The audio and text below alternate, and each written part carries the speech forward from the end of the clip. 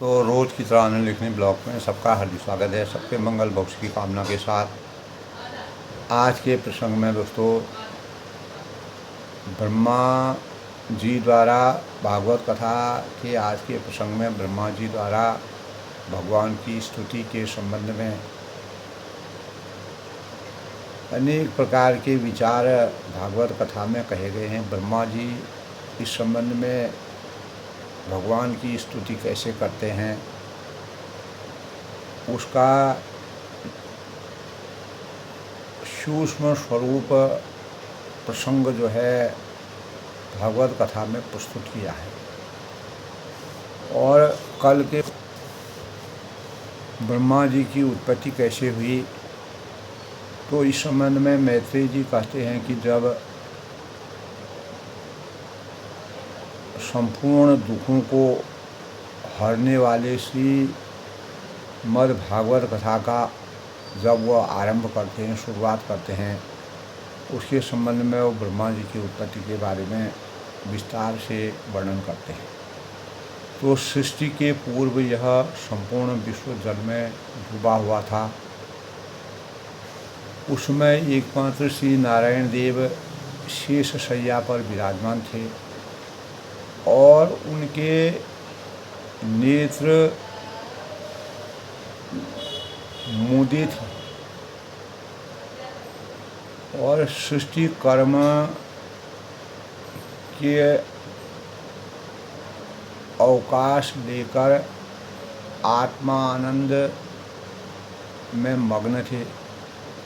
जिस प्रकार अग्नि अपनी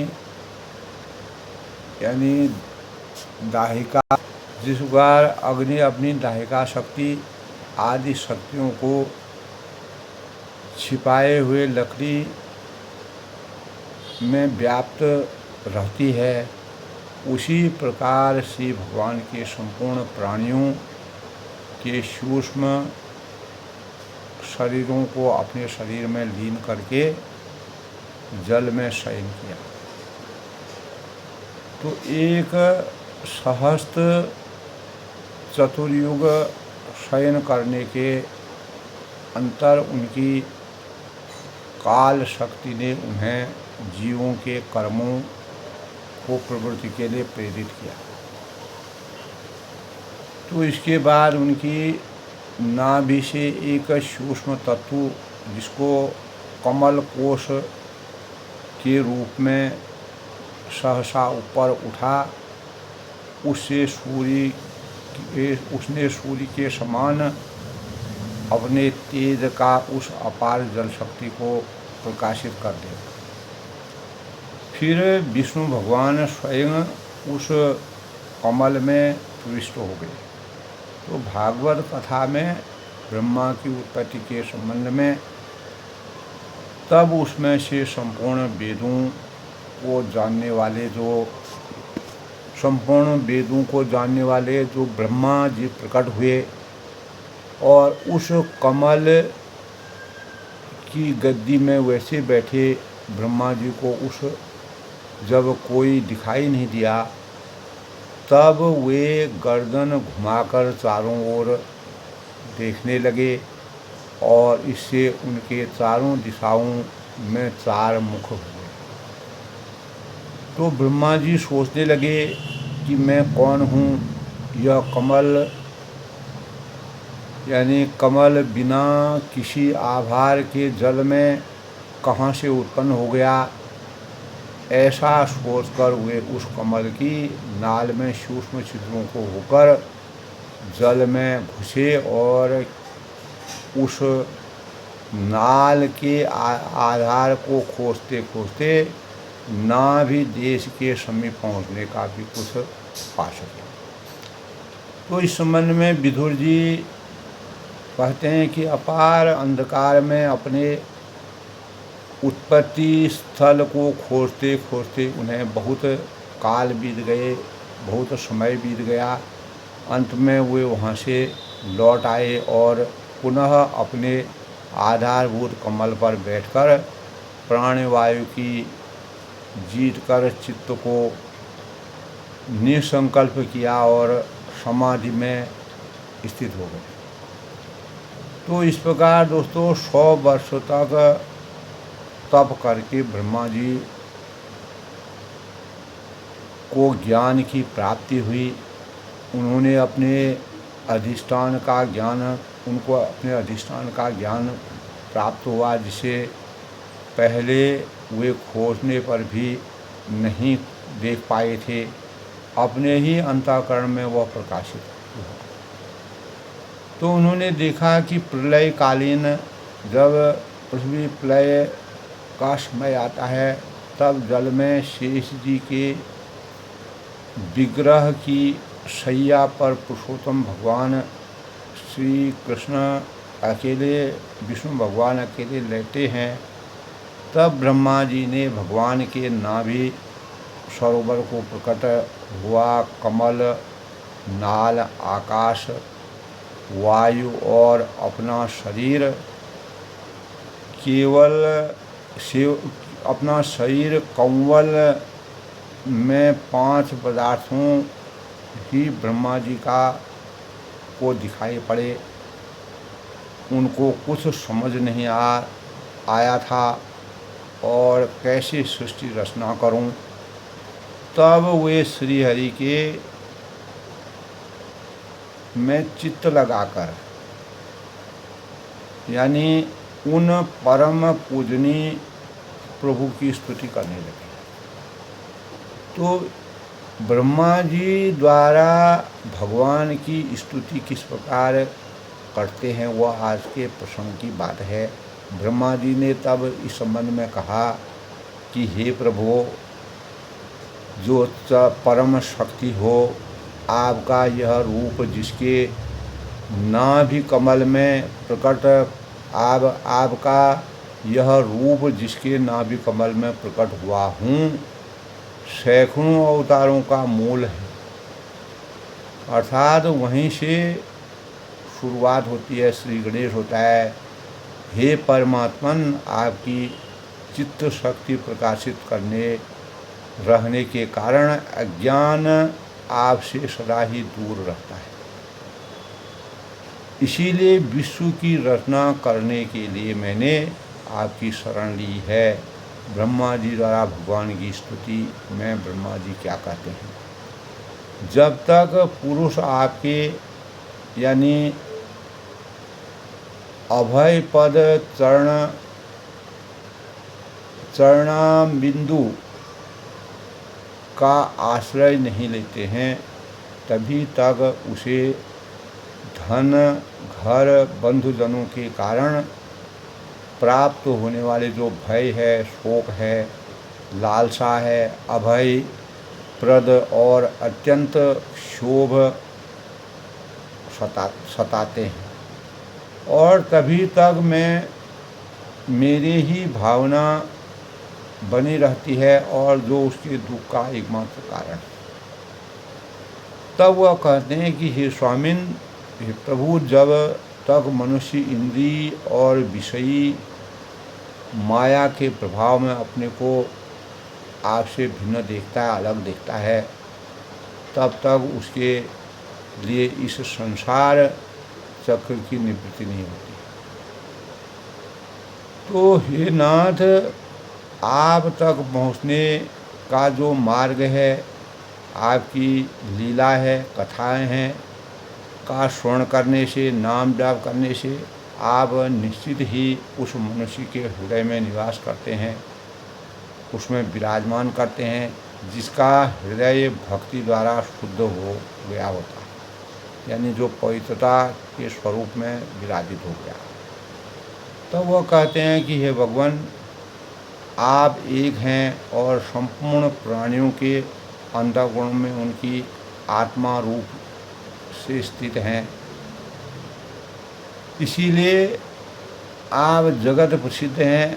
अभिन्न सामग्री द्वारा पूजन करने पर, अनेक प्रकार की विभिन्न सामग्री द्वारा आपका पूजन, ध्यान, स्तुति करने पर भी आप उतना प्रसन्न नहीं होते हैं जितने सब प्राणियों पर दया करने से होते हैं। अर्थात आप दया में सामर्थ्यवान होते हैं, लेकिन आपके विधि विधान के साथ अनेक स्तुतियाँ करने पर आप उतना प्रसन्न होते हैं, यानी आप लोक कल्याणकारी कार्य करने में, और आपको दया, प्राणियों से दया जो आपको प्रतीत होती है। तो जो कर्म आपको अर्पण जो कर्म के माध्यम से कर्मण्येवाधिकारस्तु मा फलेषु कदाचन, कर्मों की पराकाष्ठा से जो समर्थवान होकर के आपको अर्पण कर दिया जाता है, उसका कभी नाश नहीं होता है, वह अक्षय हो जाता है, अर्थात अटल हो जाता है। तो तब वह कहते हैं कि संसार की उत्पत्ति, स्थिति और संहार के निमित्त से जो माया की लीला होती है वह आपका ही खेल है। यानी अतः आप परमेश्वर में आपको मैं बार बार नमस्कार करता हूँ। तो भगवान आपने अपनी आराधना, ब्रह्मा जी कहते हैं कि भगवान आपने अपनी आराधना को भी संपूर्ण जीवों के लिए कल्याणकारी यानी स्वधर्म बताया है, किंतु जीव इस ओर से उदासीन रहकर निषिद्ध कर्मों में लगे रहते हैं। ऐसे जीव इस आशा से जीवन जीते हैं, जीवन यापन करते हैं कि वे कभी नहीं मरेंगे, उनका अंत कभी नहीं होगा, लेकिन उनकी इस जीवन आशा को धीरे धीरे जो काटता है वह बलवान काल आपका ही रूप है। मैं उस रूप को, उस स्वरूप को हमेशा नमस्कार करता हूँ। तो आपके नाभि कमल से मेरा जन्म हुआ है और यह संपूर्ण विश्व आपके उदर में समाया हुआ है, आपके स्वरूप में विराजमान है। आपकी कृपा से ही मैं त्रिलोक, तीनों लोकों की रचना करने में प्रवृत्त हूँ। तो ब्रह्मा ने जिस प्रकार से सृष्टि का निर्माण किया, सृष्टि की उत्पत्ति की, सृष्टि रचना करते समय ब्रह्मा जी कहते हैं कि आप मेरे चित्त को शक्ति प्रदान करें और जिससे मैं सृष्टि निर्माणकर्ता रूपी अभियान से दूर रह सकूं। और प्रभु अपने नेत्र कमल खोलिए और शेष शैया से उठकर विश्व के उद्धार के लिए अपनी मधुर वाणी से मेरा जो दुख है उसको हमेशा के दूर। तो भगवान ने देखा, भगवान सर्वशक्तिवान भगवान श्री कृष्ण ने देखा कि ब्रह्मा जी बहुत घबराए हुए हैं तथा सृष्टि रचना के विषय में उन्हें कुछ समझ नहीं आ रहा है, कुछ सोच नहीं पा रहे हैं क्या करना है क्या नहीं करना है। तब वे गंभीर वाणी से उनका दुख शांत करके कहने लगे।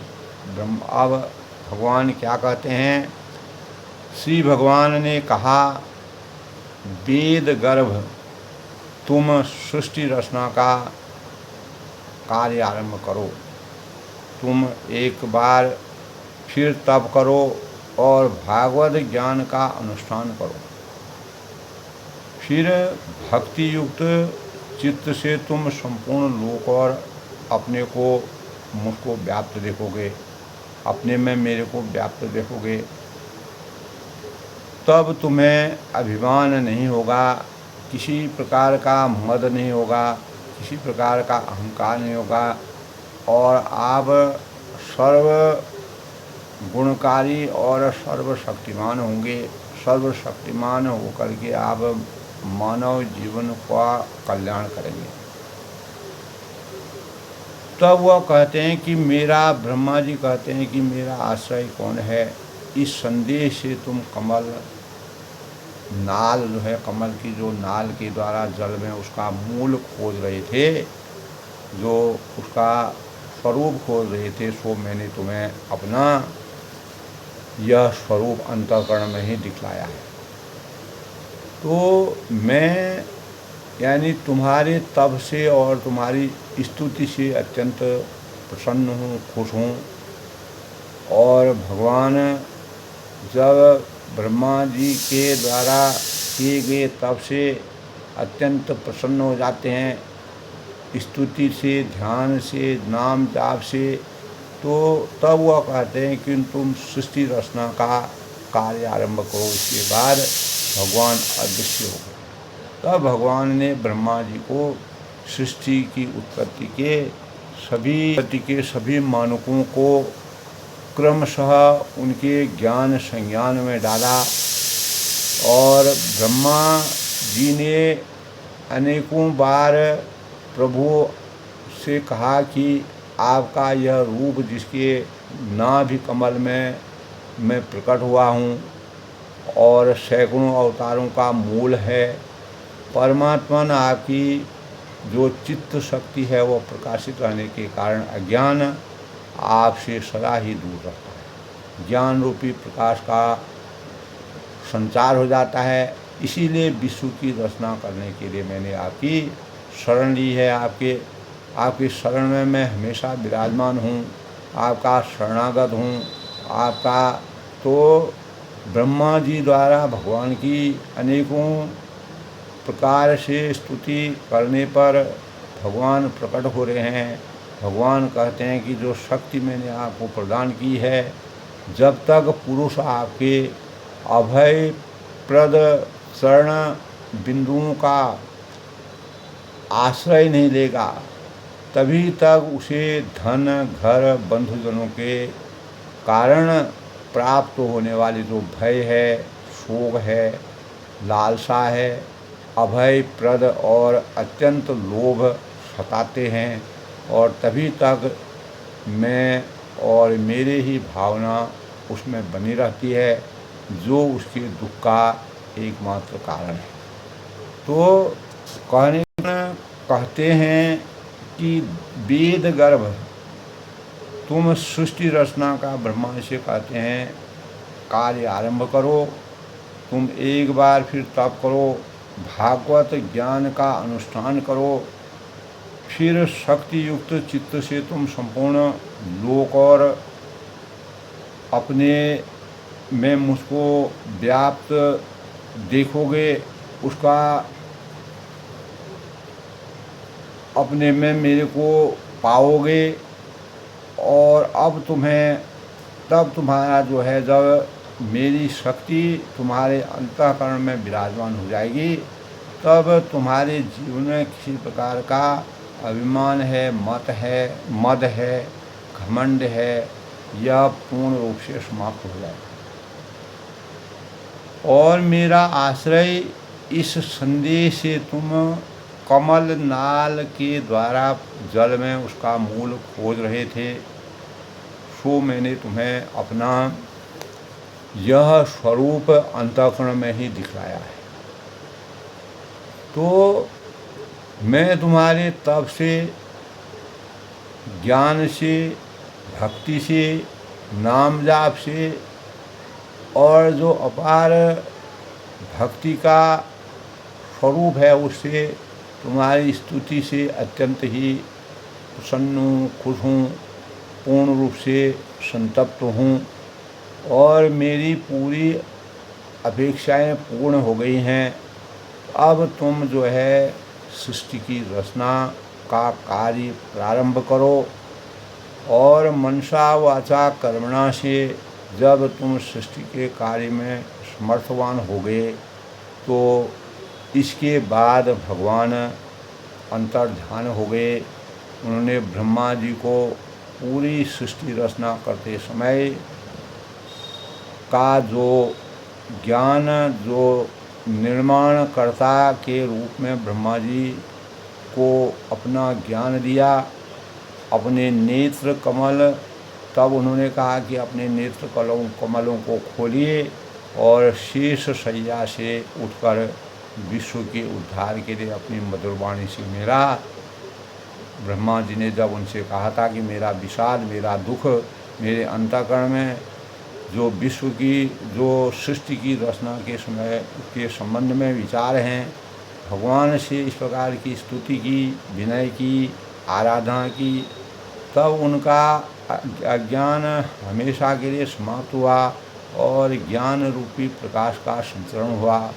भगवान ने देखा कि ब्रह्मा जी बहुत ही घबराए हुए हैं तथा सृष्टि रचना के विषय में उन्हें कुछ समझ नहीं आ रहा है। तब वे गंभीर वाणी से उनका दुख शांति करते हुए उन्होंने श्री भगवान ने ब्रह्मा जी की जो सूझबूझ थी उसको किस प्रकार से पूर्ण किया, तो ब्रह्मा जी ने किस प्रकार से भगवान की स्तुति की, यह प्रसंग आज के भागवत कथा का स्वरूप है। कल फिर किसी नए प्रसंग से मिलते हैं, तब तक के लिए सबका अभिनंदन, सबका स्वागत, सबके मंगल की कामना।